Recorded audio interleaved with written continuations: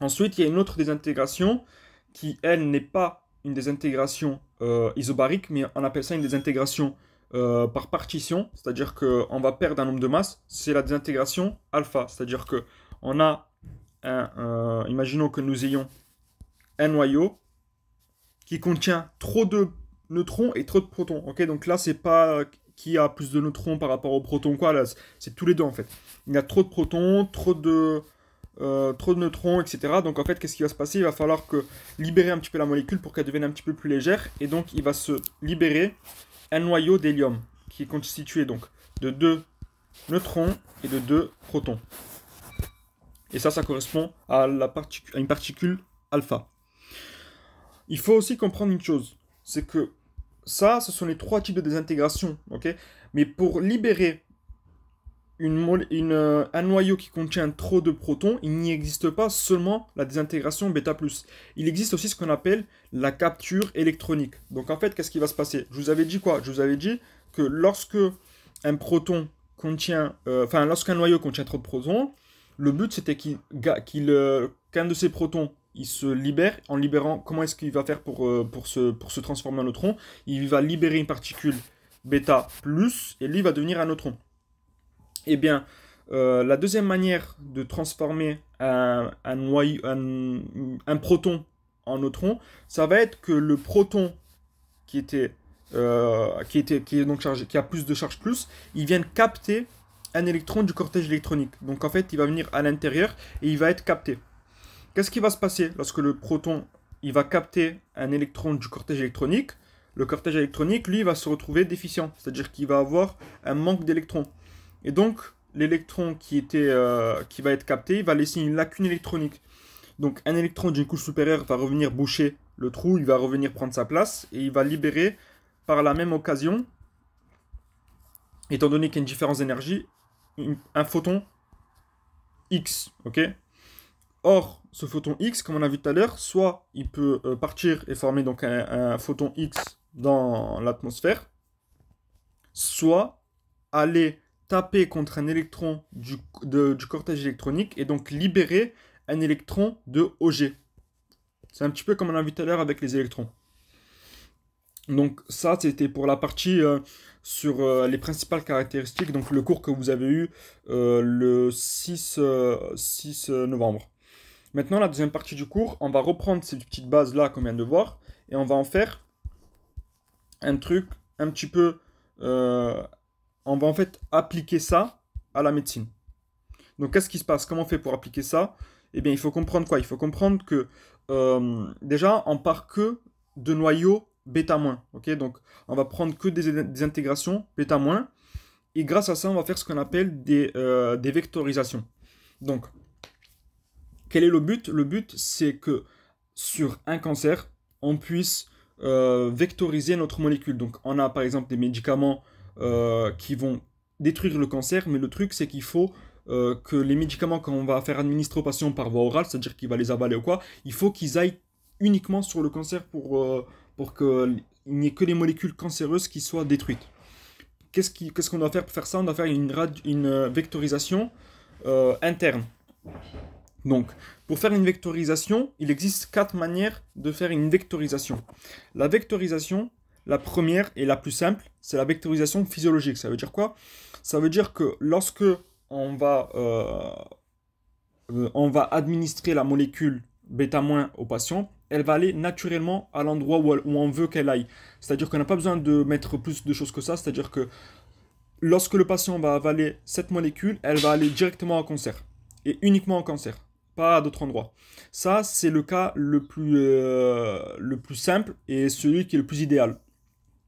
L'exemple qui est donné dans le cours, c'est pour la thyroïde. La thyroïde, c'est une glande que vous avez vue en anatomie. Cette glande-là, elle va capter, vous allez revoir en physiologie, elle capte l'iode pour le transformer et faire des molécules, faire des hormones avec. Donc, si on met de l'iode qui est radioactif bêta- comme l'iode 131, il va être capté totalement par la thyroïde et lorsqu'on a un cancer de la thyroïde, ça c'est une bonne chose. Pourquoi? Parce que tout le 131 va être capté par ce cancer-là et donc l'iode 131, il va avec le temps faire son travail et détruire toutes les molécules cancéreuses autour de lui. Ça c'est le cas le plus simple. Ensuite, il y a la vectorisation par des ligands. Donc la vectorisation par des ligands, c'est toujours basé sur le cancer. Donc, on va prendre un ligand. Un ligand, c'est une molécule qui va se lier à des récepteurs. Donc, en fait, il faut comprendre qu'il y a certains cancers qui vont produire plus de récepteurs que d'habitude. C'est-à-dire que si je prends des tumeurs endocrines digestives, elles vont produire des récepteurs à la somatostatine. Qu'est-ce qu'on va faire, nous? On va dire au patient, bah tiens, tu vas avaler une molécule. Cette molécule-là, elle va spécifiquement se lier à ces récepteurs-là. Et donc, sur cette molécule, qu'est-ce qu'on va faire? On va mettre des molécules qui sont radioactives et qui vont émettre des rayonnements dans tous les sens. Et donc, lorsque cette molécule, elle va être captée, le ligand qui contient la molécule, il va être capté par le récepteur à la somatostatine. Il va pouvoir être internalisé, rentrer dans la cellule. Et là, il va détruire la cellule de l'intérieur. Il va émettre des rayonnements dans tous les sens. Et donc, c'est comme ça qu'il va pouvoir détruire des cancers. Ça, c'est la deuxième vectorisation. Donc, c'est la vectorisation par des ligands. Et l'exemple, c'est les tumeurs endocrines digestives qui produisent la somatostatine. Ensuite, il y a la radiothérapie, la radio-immunothérapie. Donc, comme son nom l'indique, on va utiliser des anticorps. Lorsqu'on va utiliser des anticorps, ça veut dire que ces anticorps, il faut qu'ils aient sur des antigènes. Ça, c'est des rappels de SDT. En gros, notre cancer, il va contenir des cellules, ok? Ces cellules-là, elles vont produire un antigène en particulier. Et nous, qu'est-ce qu'on va faire? On va mettre un anticorps qui correspond à cet antigène. Et sur ces anticorps, on va mettre notre molécule. Donc, par exemple, on va mettre le lutécium qui va se désintégrer par β-. Donc, lorsque l'anticorps il va aller se lier à l'antigène, le β-, lui, là, il va produire des rayonnements qui vont détruire les cellules. Donc voilà, elles vont détruire tout autour d'elles. Donc la plupart, ça va être des cellules cancéreuses qui vont mourir.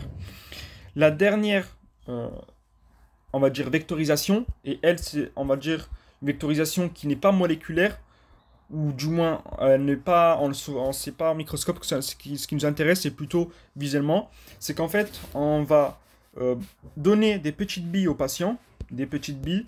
Ces petites billes, elles sont radioactives, donc elles vont émettre des rayonnements. Et lorsque ces petites billes, elles vont aller on va les injecter dans les vaisseaux du patient. Donc imaginons que dans le cancer, donc il y a un cancer du foie. Le foie, on a dit on sait qu'il est vectorisé par l'artère hépatique commune, qui va naître du tronc cœliaque, etc. Mais bon, ça on s'en fout. L'artère hépatique commune, on va injecter à l'intérieur des petites billes. Et étant donné que l'artère, elle va diminuer de diamètre, parce que les artères, ça va donner des artérioles, et ensuite, ça va donner des capillaires. Donc le diamètre, il diminue à chaque fois. Bon, j'arrive pas à faire des trucs plus précis, mais bon. Le diamètre, il diminue. À un moment, qu'est-ce qui se passe? La bille, elle va occuper tout l'espace de l'artère, tout le diamètre de l'artère. Et donc, qu'est-ce qui va se passer? C'est que l'artère, elle va venir se bloquer, elle va boucher les vaisseaux, et à ce moment-là, étant donné qu'elle est radioactive, elle va commencer à émettre des rayonnements dans tous les sens. Et donc là, elle va pouvoir détruire le cancer. Ça, c'était les 4 manières. À savoir une dernière chose, c'est que les billes qui vont être injectées, donc des petites sphères radioactives, elles vont être couplées à l'yttrium. Okay, donc l'yttrium par désintégration β-. Donc c'est un cours qui n'est pas très compliqué. Il faut essayer de comprendre les grandes bases et surtout de faire le lien entre la première partie qui est théorique et la deuxième partie qui est pratique. Donc j'espère que ça pourra vous servir, ce petit rappel, et bon courage à vous.